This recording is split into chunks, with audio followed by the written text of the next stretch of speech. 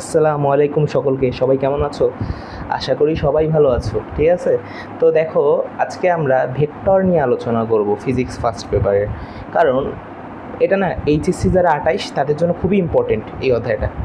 কারণ এইচএসসি 28টা তাদের basic build আপটা করবে এই ভেক্টরের মাধ্যমে। এই ভেক্টর তুমি যদি না জানো, তুমি পরের একটা অধ্যায়ও ভালোভাবে বুঝবে না। যেমন তোমার যখন আমরা গতিবিদ্যায় যাবো, ওখানে একটু ভেক্টরের কাজ আছে। যখন আমরা তারপর গতিবিদ্যার পর যখন আমরা নিউটনিয়াতে যাব, নিউটনীয় বলবিদ্যা, সেখানেও ভেক্টরের কাজ আছে। তো উইথাউট ভেক্টর তোমরা কিছু ভাবতে পারবে না। তো আমাদেরকে এই ভেক্টর অধ্যায়টা যে যত ভালো জানবে, যে যত ভালো ভেক্টর পারবে, সে না তত ভালো ফিজিক্স পারবে। ভেক্টরের সঙ্গে ফিজিক্সের সম্পর্কটা এরকম। ঠিক আছে? তো দেখো, আমি শুরু করছি। তো আমি মূলত ভেক্টর জানার আগে আমি মূলত একটা জিনিস জানবো, সেটা হচ্ছে রাশি। এই রাশি সম্পর্কে আমি জানবো। রাশি হচ্ছে ভৌত জগতে যা কিছু পরিমাপ করা যায়। ভৌত জগতে যা কিছু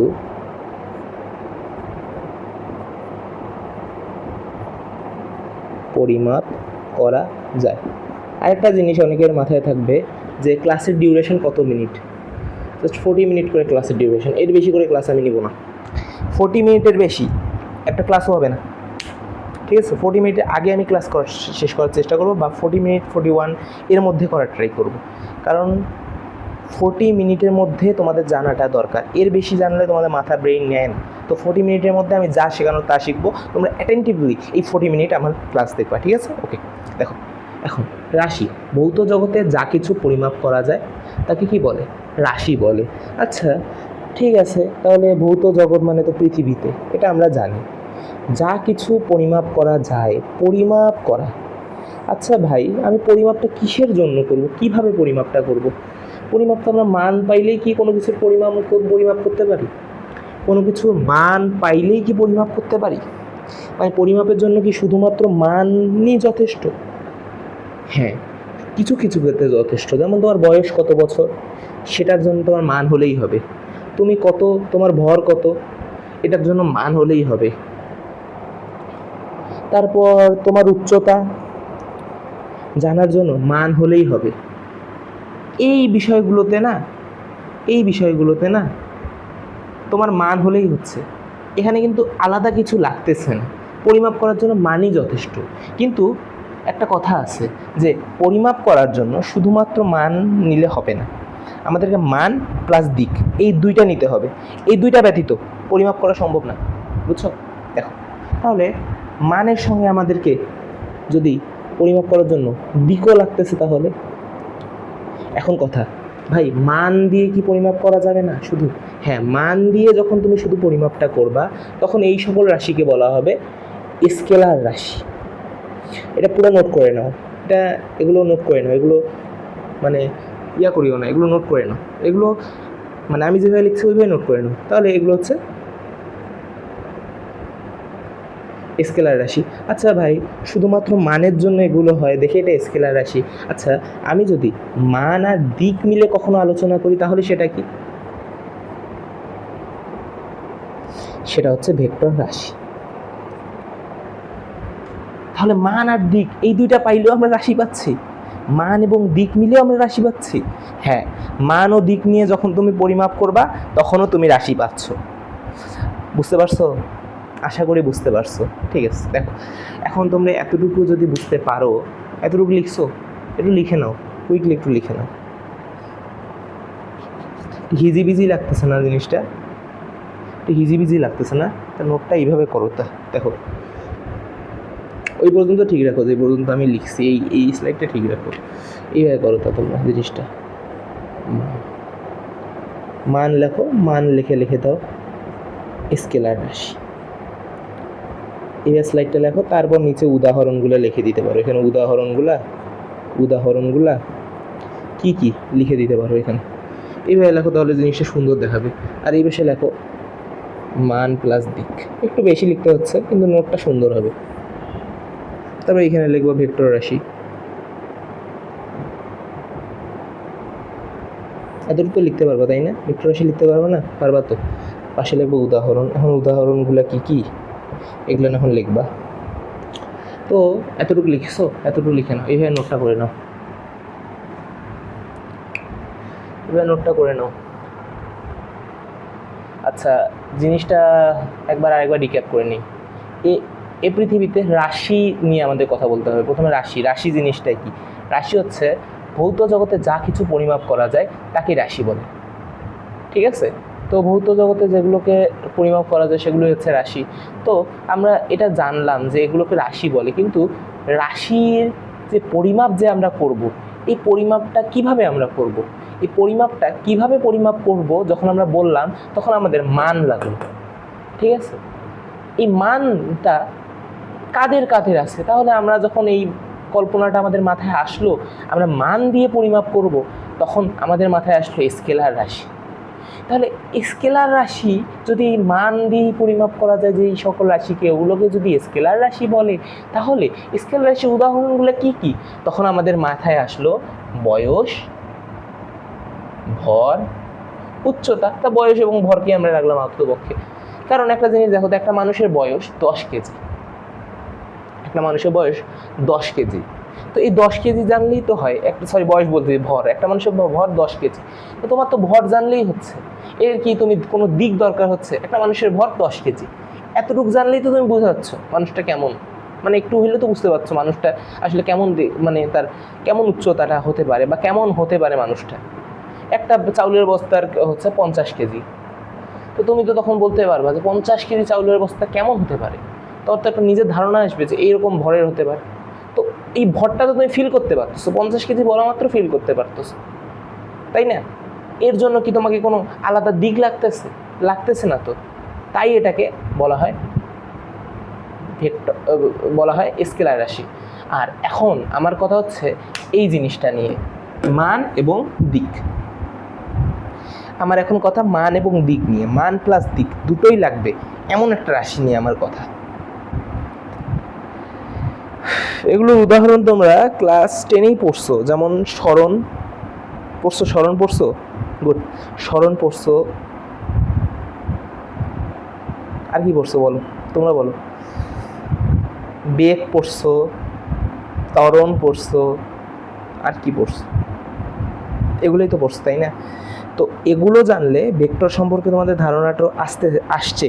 ক্লাস 19-এ আসার কথা, একটু ফিল করতে হবে ক্লাস এইচএসসিতে এসে। 19-এ তোমরা অনেক কিছুই জানো, কিন্তু সেগুলো ফিল করবা তোমরা এইচএসসিতে এসে। দেখো, এখন আমার কথা হচ্ছে এগুলো তাহলে উদাহরণগুলো তোমরা জানো, তাহলে স্মরণ, বেগ ইত্যাদি লিখে দাও। সমস্যা আছে? ইত্যাদি লিখে দাও না তোমরা, সমস্যা আছে? দেখছো ইত্যাদি? ওকে, তো এই নোটটা কমপ্লিট, প্রপারলি এই নোটটা কমপ্লিট আমি আশা করি।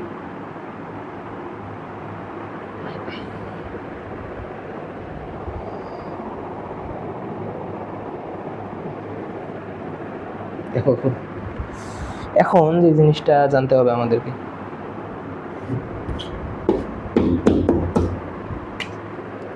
ভেক্টর রাশি।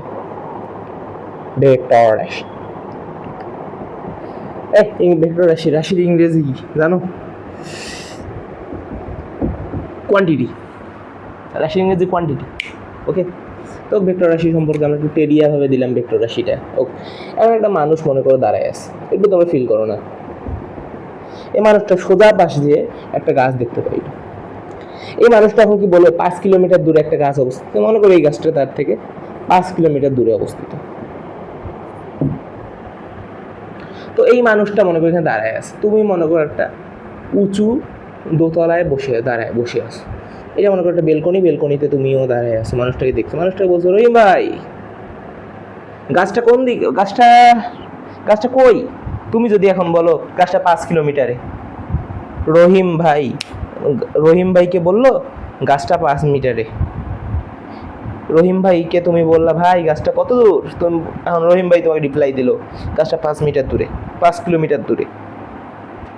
বলো 5 মিটার দূরে বা 5 কিলোমিটার দূরে, যে কোনো একটা বললো, তখন তুমি বলো যে কোনো একটা বলার পর তোমার কি মাথায় আসবে যে গাছটা কোথায় আছে? তুমি তো কোনো কিছুর, রহিম ভাইকে যদি বলো আপনার ওজন কত, আপনার ভর কত, তখন তো রহিম ভাই 50 কেজি বলে দিল, তখন তো তুমি বুঝলা রহিম ভাইয়ের ভর 50 কেজি, তোমার ফিল আসলো যে তার ভর 50 কেজি। কিন্তু তোমাকে যদি বলে গাছটা 5 কিলোমিটারে, তখন কি তোমার ফিল আসবে যে গাছটা কোথায়? এই ফিলটা আসবে কি? আসবে না।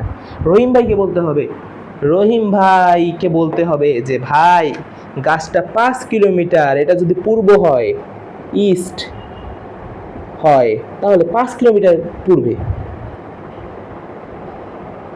রহিম ভাই গাছটা 5 কিলোমিটার পূর্বে। তখন তো এই লোকটা বুঝতে পারলো, ও 5 কিলোমিটার পূর্বে। ফিল করতে পারলা, দিক ফিল করতে পারলা। এই ফিলটা যদি তোমার মাথায় আসে, তাহলে এইটাই হচ্ছে ভেক্টর রাশি। মান লাগতেছে, দিক লাগতেছে। আর এই যে বলো 5 কিলোমিটার, 5 কিলোমিটার উত্তরে বা দক্ষিণে বা পূর্বে, যেটাই বললো না, যেটাই বলুক না কেন, ওইটা হচ্ছে ভেক্টর রাশি। দিক আছে, মান আছে, মানেই ভেক্টর রাশি। মান প্লাস দিক ইজ ইকুয়াল ভেক্টর কোয়ান্টিটি। ইংরেজি বাংলা মিক্সড করলাম, এরকম মান এবং দিক মিক্সড মিলে ভেক্টর রাশি হবে। বুঝছো? ওকে, আমরা একটা HW দিই।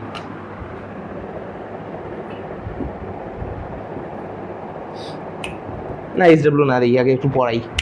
HW দিলে বুঝবা না তোমরা, HW পড়ে। এখন তোমরা কয়েকটা ভেক্টর রাশি নিয়ে আলোচনা করি। এখন নেক্সট পেজ, নেক্সট স্লাইড দেখো। বেগ, নেক্সট স্লাইড কিন্তু এটা বেগ, সরণ, ত্বরণ, এই তিনটা জিনিস তোমরা পড়ছো ক্লাস 9-10-এ পড়ছো। বেগ হচ্ছে ভেক্টর, স্কেলার বেগ হচ্ছে ভেক্টর, সরণ ভেক্টর, ত্বরণ ভেক্টর। কিন্তু এদের মতো কিছু রাশি আছে, যেমন বেগের মতন রাশি আছে দ্রুতি, সরণের মতন রাশি আছে দূরত্ব, আর ত্বরণের মতন রাশি হচ্ছে, ত্বরণের মতন রাশি আমরা পাইনি মনে হয়, পাইছি কি? পাইনি তো। ত্বরণেই ত্বরণ ভেক্টর রাশি, এটা মাথায় রাখবা, জাস্ট এটা হইলে হবে। এখন জিনিসটা দেখো, খালি ফিল করো। দূরত্বটা আমরা কি বললাম? একটা মানুষ মনে করো এইখান থেকে যাত্রা শুরু করছে, এখান যে তোর বুঝবা না রে, জটিল চিত্র হয়ে যাচ্ছে। এই যে দেখো, একটা মানুষ এখান থেকে যাত্রা শুরু করছে, এই জায়গায় এসে দাঁড়াইছে। এই যে এইখান থেকে সে 5 কিলোমিটার এরকম করে গেল, এই 5 কিলোমিটার গেল, এটা হচ্ছে তার কি? এটা হচ্ছে তার বেগ। কিন্তু এই লোকটা যদি 5 কিলোমিটার ইস্টে যায়, মনে করো এটা ইস্ট, এই ক্ষেত্রে এটা ইস্ট, 5 কিলোমিটার ইস্টে যায় বা ওয়েস্ট যদি হয়, যাই হোক না কেন, 5 কিলোমিটার যদি হয়, 5 কিলোমিটার তো এইটা হয়েছে, তাহলে এটা 5 কিলোমিটার হবে না, এটা 3 কিলোমিটার হবে। এই 3 কিলোমিটারটা হচ্ছে তার ভেক্টর, মানে এটা হচ্ছে সরণ, তাহলে এটা হচ্ছে তার ভেক্টর। বুঝছো? রৈখিক সরলরৈখিক দূরত্ব, আদি বিন্দু এবং শেষ বিন্দুর সরলরৈখিক দূরত্বকে সরণ বলে। তাহলে এইখান থেকে এইটা হচ্ছে তার ভেক্টর রাশি, আর এইখান থেকে আঁকা বাঁকা ভাবে যে গেছে, এটা তার স্কেলার রাশি। এখন কথা আসবে, ভাই এইখান থেকে এটা, এইটা আর এটা কি স্কেলার রাশি হবে না? এখানে তো আমি মান পাচ্ছি। হ্যাঁ, যখন তুমি শুধুমাত্র মানের কথা বলবা, তখন ওটা স্কেলার রাশি, তখন ওটা হয়ে যাবে দূরত্ব। ঠিক আছে, তখন এটা হয়ে যাবে জাস্ট দূরত্ব। কিন্তু তুমি যখন দিক অ্যানাউন্স করবা, সরল রৈখিক দূরত্বের দিক অ্যানাউন্স করবা, তখন সেটাকে 100% তোমাকে সরণ বলতে হবে, হবে এবং হবে। ঠিক আছে, বুঝছো? ঠিক আছে, তো এগুলান জিনিস তো একটু ভাঙ্গি ভাঙ্গি না দেখাইলে হয় না। দেখো একটা জিনিস দেখো, সরণ। সরণ হচ্ছে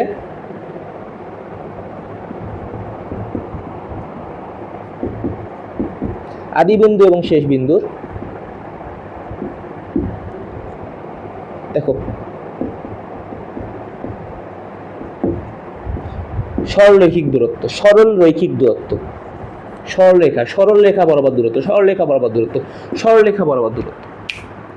বুঝছো? বুঝছো?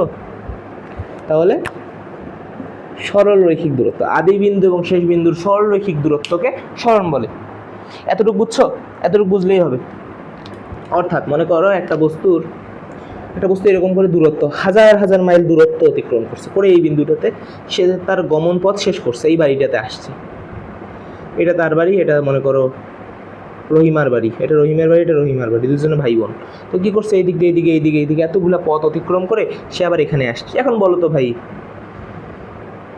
এইদিকে একটা ওয়াল আছে, এই ওয়ালটার জন্য এই কাজ করলো রহিম, এইখান থেকে এইখান থেকে এইখান থেকে এইখান থেকে এইখান থেকে করে রহিমার বাড়িটাতে এত ঘুরে ঘুরে আসতে হইল, তাই না?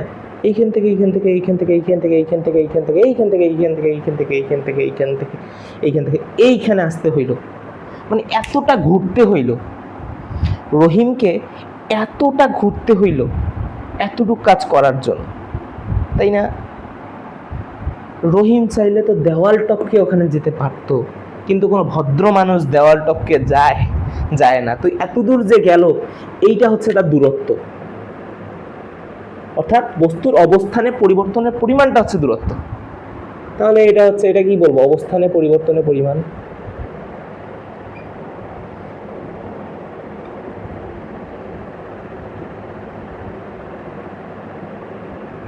এটা বুঝছো? তাহলে দূরত্বটা হচ্ছে বস্তুর অবস্থানের পরিবর্তনের পরিমাণ। আর একটা জিনিস, এখন এটা যেহেতু বুঝলাম, তো এখন আমি যদি বলি ভাই এটা সরণ, এটা কি সরণ হয়? সরল রৈখিক কি তুমি দূরত্বটা পাইছো? তুমি কি কোনো দিক পাইছো? তুমি দিকও পাওনি, সরলরৈখিক দূরত্বটাও পাওনি। এখন রহিম যদি কাজ করে সরলরেখা বরাবর দেওয়ালটা টপকি আর বাড়িয়ে যায়, তাহলে এটা হচ্ছে তার সরলরৈখিক দূরত্ব। বুঝছো? এটা তার সরলরৈখিক দূরত্ব।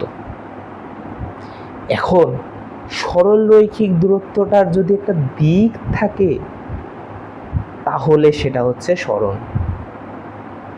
সরলরৈখিক দূরত্বটার যদি একটা দিক থাকে, তাহলে সেটা সরল। বুঝছো? চুপ কথা, কিন্তু কাউকে বলিও না। দেখো এখান থেকে এই পর্যন্ত এই দিক দিকে এসে, তাহলে এটা একটা সরলরৈখিক দূরত্ব, এটা হচ্ছে সরণ। এটা যদি ধরো, এটা মনে করো রহিমার বাড়ির দিকে, রহিমার বাড়ির দিক বাংলিশ লেখা লিখতেছি আজকে, দেখছো? তাহলে রহিমার বাড়ির দিক গেছে, তো রহিমার বাড়ির দিকটা তার দিক, আর মানটা মনে করো 2 কিলোমিটার। 2 কিলোমিটার তো জীবনও হবে না, 2 মিটার। দেওয়াল টপকে বোনের বাড়ি চলে গেছে, দেখছো কি টান বোনের প্রতি। তাহলে সরণ, বুঝছো? এখন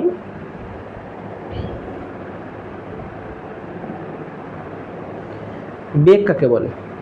বেগ হচ্ছে সরণ পরিবর্তনের হার। বেগ সরণ পরিবর্তনের হার। মানে সরণ মনে করো পরিবর্তনের হারকে বেগ বলে।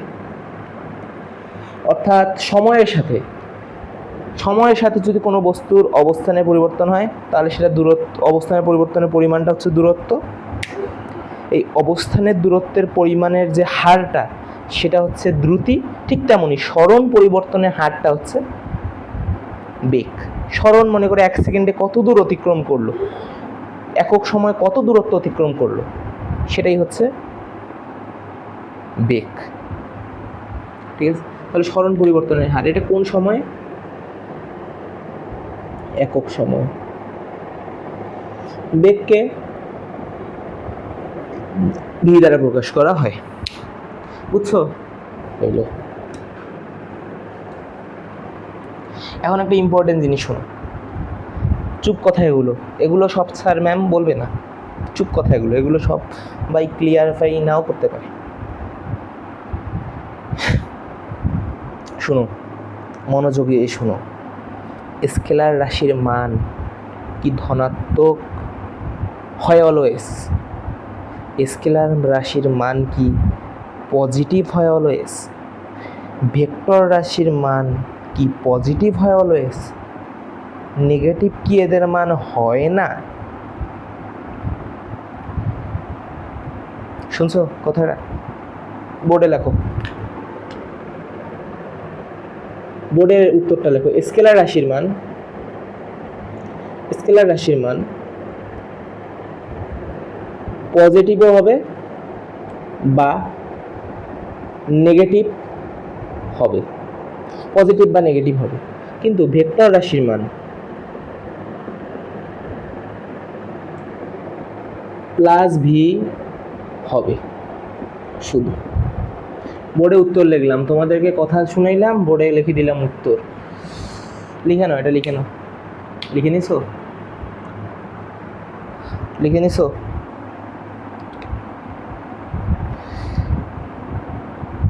লিখছো?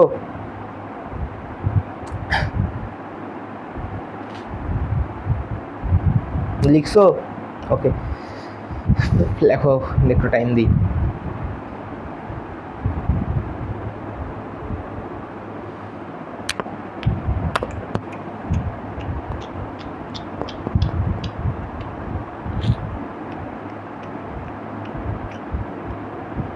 ওকে, দেখো এখন বুঝো, একটা জিনিস বুঝো, সেটা হচ্ছে স্কেলার ভেক্টর রাশির এতগুলো বেসিক আমরা জানলাম, আমাদের আরও কিছু বেসিক জানতে হবে।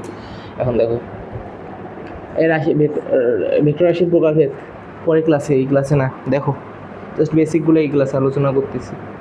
এখন ভেক্টর রাশির মান প্লাস ভি হলো কেন? প্লাস ভি ভেক্টর কেন? ভেক্টর রাশির মান প্লাস ভি কেন? কারণ ভেক্টর রাশিতে ঋণাত্মক কোনো কিছুর দরকার হয় না। ভেক্টর রাশি একটা প্রকারভেদ বল আছে না, আমি তাকে 5 নিউটন বল প্রয়োগ করলাম, 5 নিউটনের কি কোনো নেগেটিভ আর পজিটিভ আছে বলো? 5 নিউটন বল, মনে করো আমি তাকে 5 নিউটন বল প্রয়োগ করলাম, ফোর্স কিন্তু এক প্রকার ভেক্টর রাশি, তো 5 নিউটন বল আমি তাকে প্রয়োগ করছি।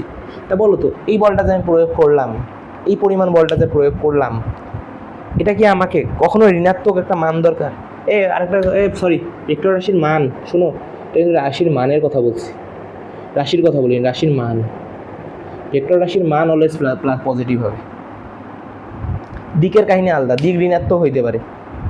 ওকে, তো দেখো আমি মান নিয়ে কথা বলবো, কারণ ভেক্টর এবং স্কেলারের দুইটারই আছে মান, তাই না? একটা গ্রাফ আমি এইভাবে অ্যাড করতে পারি, যে লিখতে পারি মান, এখানে লিখতে পারি ভেক্টর, এখানে লিখতে পারি স্কেলার, বাংলা ইংলিশ কেন করতেছি, স্কেলার, তো তারপর এখানে লিখতে পারি plus V or minus V, এই দুইটা হতে পারে। আবার একটা দিতে পারি যে এটা প্লাস ভি।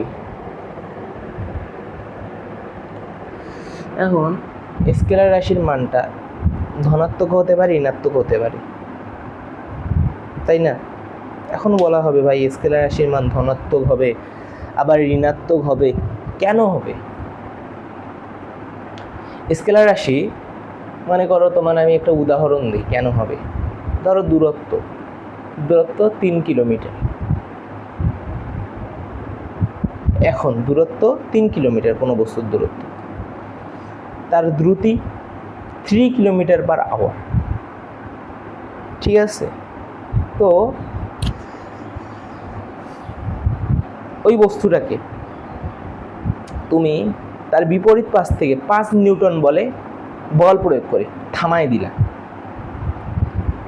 থামায় দেওয়ার পর তাকে তুমি ঠেলে আবার অপর দিকে নিয়ে গেলা, অপর দিকে নিয়ে যাওয়ার সময় তার একটা দূরত্ব অতিক্রম হইল না?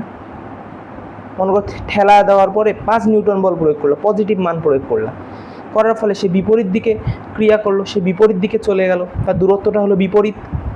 তো দূরত্বটা যখন তার বিপরীত হবে, তার মানটা কি ভাই? পজিটিভ হবে। সে কি তখন 5 কিলোমিটার দূরে অতিক্রম করবে? এই দেখো বুঝাচ্ছি, মনে করো একটা বস্তু, মনে করো এখান থেকে যাত্রা শুরু করবে, তা আমি কী করছি? 5 নিউটন বল প্রয়োগ করে তাকে এইদিকে নিয়ে গেছি, ঠিক আছে? দেখো 5 নিউটন বল প্রয়োগ করে এইদিকে নিয়ে গেছি।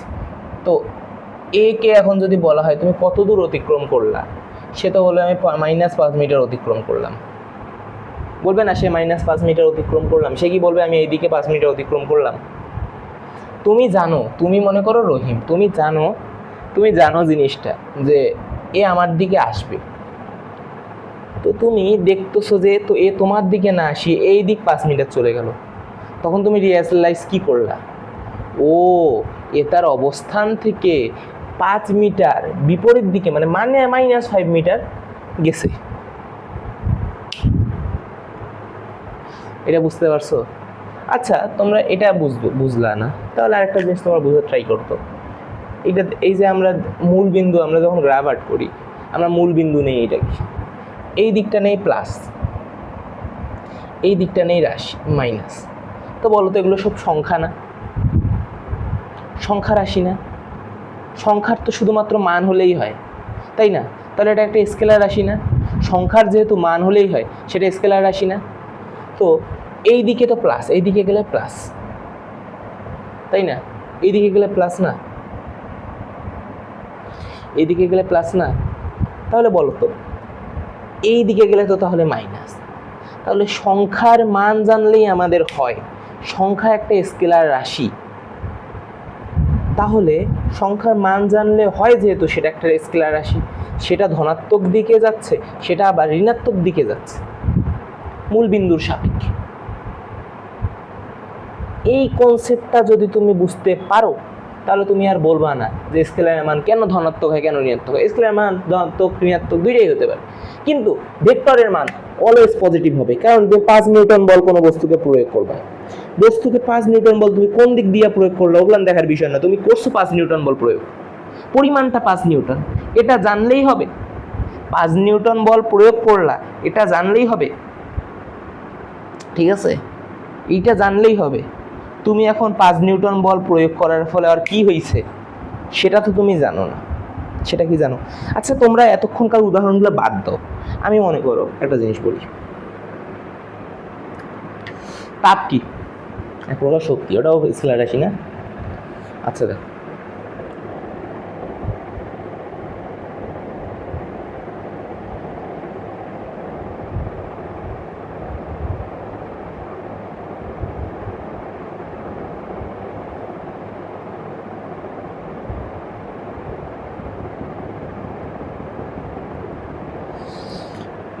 বরফ দেখছো? বরফ, বরফ, এটা ধরো একটা বরফ,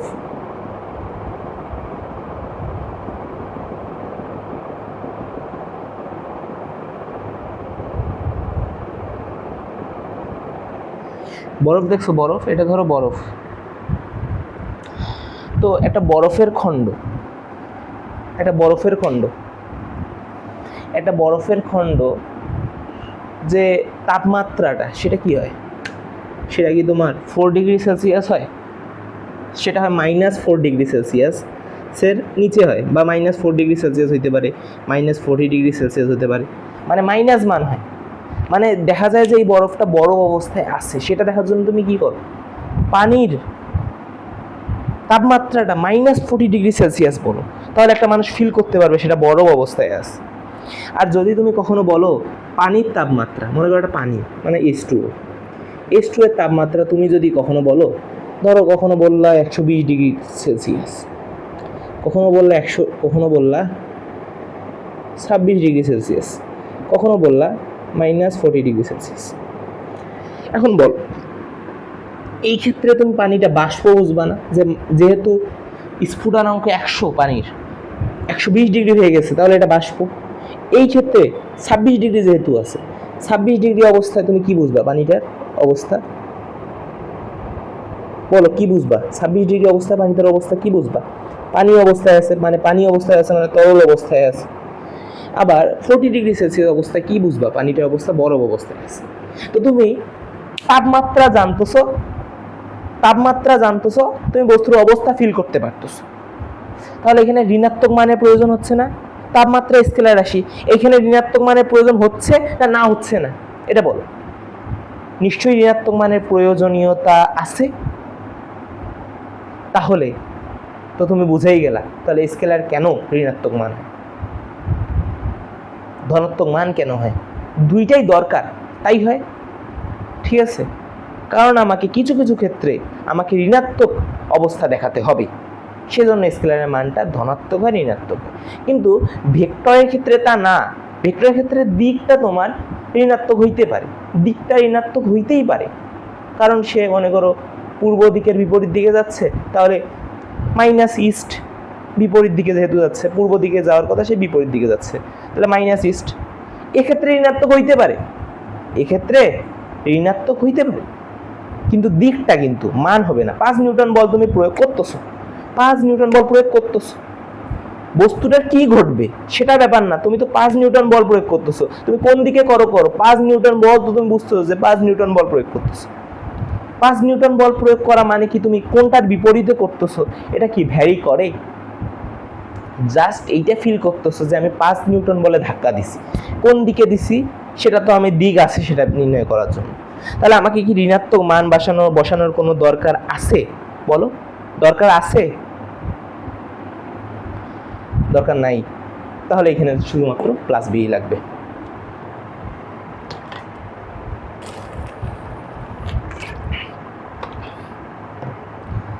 বুঝছো?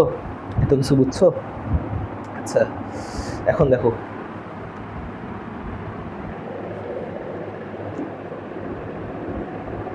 এগুলো কমপ্লিট। তো ভেক্টর স্কেলার এগুলো তোমরা আশা করি বুঝছো, এগুলো আর লাগবে না, এগুলো বইয়ে দেখিও। ভেক্টর অনেক উদাহরণ আছে, স্কেলার অনেক উদাহরণ আছে, নিজেকে পড়তে হবে। আমি যতটুকু দেওয়া দিচ্ছি আর বাকিটা তোমাদেরকে নিজে একটু বই দেখতে হবে। বই না দেখে তুমি আমার লেকচার হয় দেখো, লেকচার দেখে ফিল করো যে কোনটা কোনটা ভেক্টর, কোনটা কোনটা স্কেলার, বা একটু বইটা দেখো। বইটা একবার পড়বা, আমার লেকচারটা একবার পড়বা, আর লাগবে না, আর কিচ্ছু লাগবে না। ঠিক আছে, দেখো এখন ভেক্টর প্রকাশের কিছু নিয়ম আছে। ভেক্টর প্রকাশের নিয়ম, কারণ ভেক্টর আমরা মান প্লাস দিক দুইটাই দিয়ে প্রকাশ করতে হবে, তাহলে ভেক্টর প্রকাশের নিয়ম আছে কিছু, দুইটা নিয়ম আছে। এটা জ্যামিতিক, এটা আক্ষরিক। এটা জ্যামিতিক আর একটা আক্ষরিক। ঠিক আছে, এই কানে কানে শুনবে কিন্তু গোপন কথা, জ্যামিতিকটা আছে না ওইটা না, জাস্ট অ্যারো চিহ্ন ইউজ করো। শোনা পাইছো? জ্যামিতিকটা আছে না সেটা জাস্ট অ্যারো চিহ্ন ব্যবহার করব। জ্যামিতিক রূপে শুধুমাত্র অ্যারো চিহ্ন ব্যবহার করা যাবে, কিন্তু আক্ষরিকে কয়েকটা ধাপ আছে। একটা হচ্ছে এইরকমভাবে ইউজ করতে পারবা, আক্ষরিকে এভাবে ইউজ করতে পারবা, এভাবে ইউজ করতে পারবা, আবার বোল্ড করে, এটাকে বোল্ড বলে, বোল্ড হিসেবেও ব্যবহার করতে পারবা। তো এইভাবে যখন ইউজ করবা এটা কিন্তু বেশি গ্রহণযোগ্য লেখার ক্ষেত্রে। আর একটা জিনিস বলো তো, এইটা মানে অনেক সময় গড়, মানে গড় বোঝায় না, এই গড় বোঝানোর কারণে এইটা কম ব্যবহার হয়, কম ব্যবহার হয়। এটা আপেক্ষিক পুরুত্ব বোঝাচ্ছে, এইটা একটু কম ব্যবহার করা হয়। আর এটা আছে না, এটা জাস্ট মুদ্রণের কাজে, মুদ্রণের ক্ষেত্রে, মুদ্রণের ক্ষেত্রে এটা ব্যবহার করতে পারি আমরা। কিন্তু এই চারটাই আমরা মুদ্রণের ক্ষেত্রে যদি আমরা চাই এই চারটাই ব্যবহার করতে পারি, কিন্তু মুদ্রণের ক্ষেত্রে বেসিক্যালি আমরা এইটা ব্যবহার করি, মানে এটা বেসিক্যালি মুদ্রণের জন্য। আর আমরা লেখার জন্য এগুলান ব্যবহার করি, বাট এইটা করা উচিত, লেখার ক্ষেত্রে এইটা করা উচিত, কারণ এইটা খুব ইজি। এইটা ভেক্টর প্রকাশের মানে মেইন রূপ যেটা, সেটা হচ্ছে এইটা। সো এইটা আমরা মানে ব্যবহার করব, আমি তোমাদেরকে সাজেস্ট করবো এইটা ব্যবহার করতে। এখন অনেকে বলতে পারে ভাই আমি যদি অ্যারো চিহ্নটা এইদিকে দিই, না খবরদার অ্যারো চিহ্ন এইদিকে দিবেন, অ্যারো চিহ্ন এইদিকেই হবে, অলওয়েজ এইদিকে হবে। তোমার মনে করো ভাই দিকটা যদি এইদিকে হয়, এইদিকে হইলেও অ্যারো চিহ্নটা হবে এইদিকে। মনে করো বলছে ভাই এর দিক এইদিকে, কিন্তু ভাই লোকটা গেছে এইদিকে, তাহলে ভাই তো এর অ্যারো চিহ্নটা তো এইদিকে হবে না। ভাই এটা করবা না, তুমি মাইনাস এটা করবা, তুমি করবা মাইনাস, এটা লিখবা মাইনাস, এটা মানে বোঝা যাচ্ছে মাইনাস মানে এটা বিপরীত দিকে, এর বিপরীত দিকে, এটা এইদিকে হওয়ার কথা ছিল, এটার বিপরীত দিকে। তাই বুঝছো কথা, বুঝছো? খবরদার কখনো লিখবা না অ্যারো চিহ্ন, কখনো চেঞ্জ করবা না, অ্যারো চিহ্ন অলওয়েজ তোমার এইদিকে হবে, বুঝছো? লেখার ক্ষেত্রে অ্যারো চিহ্ন একই দিকে হবে, খবরদার অ্যারো চিহ্ন চেঞ্জ করবা না, এটা কিন্তু একটা ডেঞ্জারাস ফল্ট। ঠিক আছে, এই কাজটা করবা না। শেষের দিকে ক্লাস কিন্তু প্রায় শেষের দিকে, দেখো বুঝছো? এখানে বুঝছো? কোনো কোশ্চেন থাকলে কমেন্টে করে দিও, আমি পরে অ্যান্সার দিব। আমি কমেন্টে অ্যান্সার দেওয়ার ট্রাই করবো, বা কমেন্টে যদি আসে এরকম কোনো কোশ্চেন আসে আমি একটা ক্লাসের মাধ্যমে 1-2 মিনিটের ভিডিওতে অ্যান্সার দিয়ে দিব। তো দেখো এটা হয়েছে। আচ্ছা এটা বুঝছো? আশা করি বুঝছো। অনেকে বলতে পারে 2 বছর পরে যদি এই ভিডিও আমরা দেখি, ভাই 2 বছর পরে কী হবে? 2 বছর পরে কেন, 4 বছর পরে হলেও তুমি তোমার রিপ্লাই পাবে। দেখো এখন দেখো গ্রহণযোগ্য অগ্রহণযোগ্য এত কিছু আমরা বুঝছি। এখন ভেক্টরের কোণ, ভেক্টর কীভাবে কোণ নির্ণয় করবে? ভেক্টর যদি কখনো কোণ নির্ণয় করতে চাও তোমরা, ভেক্টর যদি কখনো কোণ নির্ণয় করতে চাও, জ্যামিতিক উপায়টা দেখো, এই অ্যারোটা আর এর এইটা, এই পিছন দুইটা একসঙ্গে লাগাই দিয়ে তোমাদেরকে কোণ তৈরি করতে হবে। আবার কখনো যদি দুইটা ভেক্টরে কোণ তৈরি করতে চাও, দুইটার মাথা যদি এক করে কোণ তৈরি করো, তাও কোণ তৈরি করা যাবে। কোণ তৈরি করতে গেলে তাকে মাথা প্লাস মাথা হতে হবে, বা পা প্লাস পা, এগুলো হচ্ছে তার পা আর এগুলো হচ্ছে তার মাথা। ঠিক আছে, তো জ্যামিতিক উপায়ে ভেক্টরটা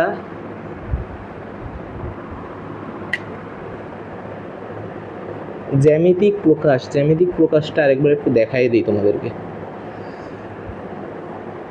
এটা হচ্ছে তার শীর্ষবিন্দু, এটাকে শীর্ষবিন্দু বলে, শীর্ষবিন্দু,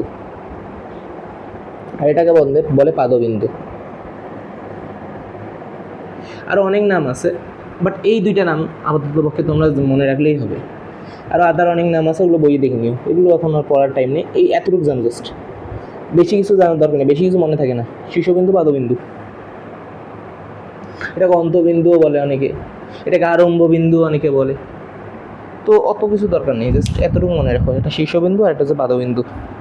বুঝছো? হয়েছে, শেষ। আর জ্যামিতিক প্রকাশ শেষ ভেক্টরের। এখন কথা ভাই, ভেক্টরে কি বেসিক পুরো build up complete? Basic build up complete, ঠিক আছে, কিন্তু কয়েক প্রকার ভেক্টর তোমাদের জানা দরকার, কয়েক প্রকার ভেক্টর। তাহলে কয়েক প্রকার ভেক্টর নিয়ে আমরা পরে ক্লাস আলোচনা করবো, এগুলো একটু লিখে নাও তোমরা, কয়েক প্রকার ভেক্টর আসলে কি কি হতে পারে।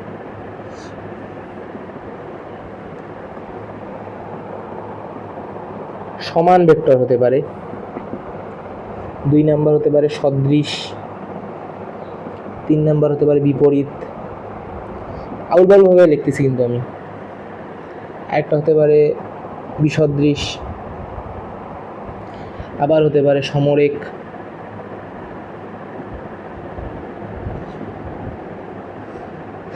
তারপর হতে পারে সমান্তরাল। এগুলো অনেক ধরনের ভেক্টর হতে পারে, ঠিক আছে। তো সকল প্রকার ভেক্টর আমি পরের ক্লাসে তোমাদেরকে শেখাবো। ততক্ষণে সবাইকে আসসালামু আলাইকুম, ধন্যবাদ।